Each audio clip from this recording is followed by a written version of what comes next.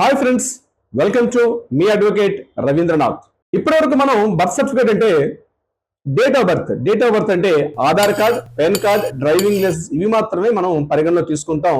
ప్రతి చోట ఎక్కడెక్కడైతే అవసరం అవుతుందో అన్ని చోట్ల కూడా మనం ఇప్పుడు నేను చెప్పిన ఈ certificates Aadhaar card, PAN card లేదా డ్రైవింగ్ లైసెన్స్ ఇవి కాకపోతే ఎస్ఎస్సి సర్టిఫికేట్ మాత్రం మనం బేస్గా తీసుకొని ఎక్కడెక్కడ అవసరం ఉందో అన్ని చోట్ల కూడా మనం అప్డేట్ చేస్తూ ఉంటాం డేట్ ఆఫ్ బర్త్ విషయంలో. అయితే గుర్తుపెట్టుకోండి ఫ్రెండ్స్, ఇటీవల గుజరాత్ అహ్మదాబాద్ హైకోర్టు ఇచ్చినటువంటి ఒక ఒక తీర్పు మొత్తం 140 కోట్ల ప్రజలకు కూడా కొంత ఉద్రిక్తతకు దారితీసేటట్టుగా ఒక తీర్పు అయితే జరిగింది. ఏమిటా తీర్పు అంటే, మనం ఏదైతే ఇప్పటివరకు అనుకున్నటువంటి మన డేట్ ఆఫ్ బర్త్ సంబంధించిన సర్టిఫికేట్స్ ఉన్నాయో ఇది కాదు, ఖచ్చితంగా బర్త్ సర్టిఫికేట్ ఏదైతే మనం పుట్టేటప్పుడు దగ్గరగా ఉన్న మున్సిపల్ ఆఫీస్లో కానీ, పంచాయతీ ఆఫీస్లో కానీ, ఇతరత్ర ఉన్నటువంటి ఏదైతే గవర్నమెంట్ ఆర్గనైజేషన్స్ ఉంటాయో అక్కడ మనం నమోదు చేసుకున్నటువంటి సర్టిఫికేట్ మాత్రమే మనం పరిగణలో తీసుకోవాలి తప్ప ఇప్పుడు నేను చెప్పినటువంటి Aadhaar card, driving licence, SSC certificate at the same time ఇప్పుడు నేను చెప్పినటువంటి పాన్ కార్డ్ ఇవి పరిగణలోకి తీసుకోవాల్సిన అవసరం ఉండదు అని చెప్తూ గుజరాత్ నుండి అహ్మదాబాద్ హైకోర్టు ఒక చారిత్రాత్మక తీర్పు ఇవ్వడం జరిగింది.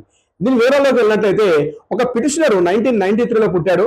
ఆయన ఆగస్టు 23 పుట్టాడు. కానీ అతనికి సంబంధించినట్టు ఆగస్టు 20 తారీఖు నాడు పుట్టినట్టుగా అతని యొక్క PAN card, driving licence, Aadhaar card, SS certificate లో ఉన్నప్పుడు, కానీ బర్త్ సర్టిఫికేట్ లో అతను ఎప్పుడైతే పుట్టాడో బర్త్ సర్టిఫికేట్ లో మాత్రం అతని యొక్క జన్మ తేదీ ఏ డేట్ ఆఫ్ బర్త్ అనేది ఆగస్టు 16వ తేదీ ఉన్నట్టుగా నమోదైంది.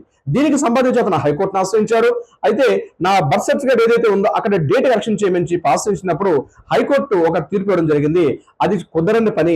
ఎందుకంటే మీరు ఏ రోజు పుట్టారన్నది దగ్గరలో ఉన్నటువంటి హాస్పిటల్స్ వాళ్ళు ఇచ్చిన రిపోర్ట్ని బేస్ చేసుకొని మున్సిపల్ ఆఫీస్ అంటే అక్కడ ఏఎంస్ అంటారు, అహ్మదాబాద్ మున్సిపల్ కార్పొరేషన్ ఏదైతే రికార్డ్స్ నమోదు ఉందో అదే బేస్ రికార్డ్ తప్పించి కొత్తగా ఉన్నటువంటి ఇప్పుడు మీకు ఎస్ఎస్సి కానీ, డ్రైవింగ్ లైసెన్స్, పాన్ కార్డు ఈ సర్టిఫికేట్స్ లో అది కాదు. ఇది ఇక్కడ మీరు ఏ డేట్ ఇస్తే ఆ డేటే తీసుకుంటారు కాబట్టి అలా చేయడం కుదరదు అని చెప్పి అహ్మదాబాద్ హైకోర్టు దీని మీద తీర్పు ఇవ్వడం జరిగింది. అయితే ఈ తీర్పు 140 కోట్ల యావత్ భారతదేశ ప్రజలకు కూడా కొంత ఉద్రిక్తంగా ఉన్నటువంటి వాతావరణం కల్పించింది. అంటే ఉదాహరణ గుర్తుపెట్టుకోండి, మనం ఎప్పుడైతే బర్త్ సర్టిఫికేట్ తీసుకుంటాం, ఏ హాస్పిటల్ అయితే మనకి డెలివరీ అవుతుందో అక్కడ ఇమ్మీడియట్ గా అదే రోజు నాడు మనం ఉన్నట్టుగా మనం మెన్షన్ చేస్తాం, దాని తగ్గట్టుగా బర్త్ సర్టిఫికేట్ తీసుకుంటాం. సో ఇప్పటివరకు మనం ఏమనుకున్నాం అంటే ఎస్ఎస్సి రికార్డ్స్ లో ఉన్నటువంటి బర్త్ డేట్ ని పరిగణలో తీసుకొని చేస్తాం అనుకున్నప్పటికీ కూడా ఇటీవల ఈ తీర్పుని బేస్ చేసుకొని మిగిలిన హైకోర్టులో కూడా సైటేషన్ అంటే ఈ సంబంధించినటువంటి రిలేటెడ్ ఏమైనా కేసెస్ వస్తే ఈ సైటేషన్ అద్భుతంగా తీసుకుంటారు మిగిలిన కోర్ట్స్ కూడా.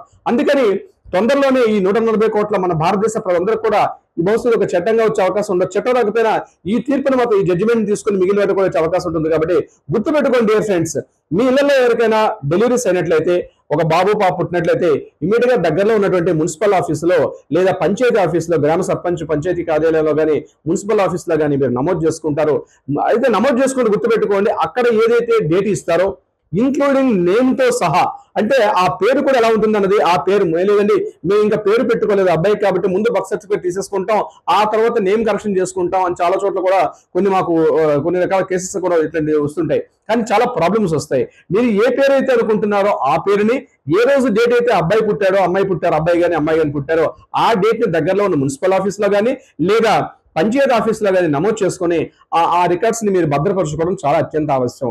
అది కూడా గుర్తుపెట్టుకోండి, ఏపీలో, తెలంగాణ రెండు రాష్ట్రాల్లో కూడా ఇది కంప్లీట్ ఈ ప్రాసెస్ అంతా కూడా ఆన్లైన్ లో జరుగుతుంది. కాబట్టి ఆన్లైన్ లో ఉన్నటువంటి ఫామ్ ని బర్త్ సర్టిఫికేట్ ఆన్లైన్ లో జన్మ ధృవీకరణ పత్రం ఉన్నటువంటి ఏదైతే బర్త్ సర్టిఫికేట్ ఉందో దాన్ని మీరు ఆన్లైన్ లో బర్త్ సర్టిఫికేట్ తీసుకోవడం తప్పించి మాన్యువల్ హ్యాండ్ రైటింగ్ తో చేసినటువంటి బర్త్ సర్టిఫికేట్ ఫ్యూచర్ లో ఇన్వాలిడ్ అయ్యే అవకాశం ఉంటుంది. సో ఇది గుర్తుపెట్టుకోండి ఫ్రెండ్స్. సో ఎగ్జిస్టింగ్ ఉన్న వాళ్ళ పరిస్థితి ఏంటంటే బర్త్ సర్టిఫికేట్ లో నేమ్ కరెక్షన్ ఉన్నా, son of, father of, place of birth ఇవన్నీ కూడా మనకి birth certificate is the main primary document అవుతుంది. ఆ ప్రైమరీ డాక్యుమెంట్ బేస్ చేసుకునే వచ్చే అవకాశం ఉంటుంది. కొంతమందికి నిక్ నేమ్స్ పెడతారు, లేదా దగ్గరలో ఉన్నటువంటి ఇతరత్ర ఏమైనా పేర్లు పెట్టి తర్వాత మేము కరెక్షన్ చేసుకుంటాం అంటే కుదరదు. సో బర్త్ సర్టిఫికేట్ అనేది మ్యాండేటరీ అవుతుంది. తర్వాత అబ్బాయి కానీ అమ్మాయిని కానీ స్కూల్ రికార్డ్స్ లో జాయిన్ చేసేటప్పుడు కూడా ఆ రికార్డ్ ని, ఆ డేట్ ఆఫ్ బర్త్ ని బేస్ చేసుకుని ముందుకెళ్తారు. ఎస్ఎస్సీలో కూడా మనం తీసుకునేటప్పుడు ఒక మోల్స్ తీసుకుంటారు. అట్ ద సేమ్ టైం అక్కడ డేట్ ఆఫ్ బర్త్ మరొకసారి రివైజ్ చేసుకుని రాసుకునేటప్పుడు కూడా ఏదైతే కంటిన్యూషన్ ఉంటుందో అదే ఉండే అవకాశం ఉంటుంది. ఇంకా వన్స్ అది కంటిన్యూషన్ అయిన తర్వాత మీరు అన్ని ఫార్మాట్స్ లో కూడా ఇప్పుడు నేను చెప్పిన Aadhaar card, driving licence, PAN card వీటన్నిటిలో కూడా అదే అప్లోడ్ అయ్యే అవకాశం ఉంటుంది. సో డియర్ ఫ్రెండ్స్, గుర్తుపెట్టుకోండి, birth certificate is a very very important certificate. ఇది ఇప్పటివరకు అటువంటి ఏమైనా కరెక్షన్స్ ఉంటే అది మీరు కంటిన్యూషన్ చేసే అవకాశం చేసుకుంటే చాలా మంచిది.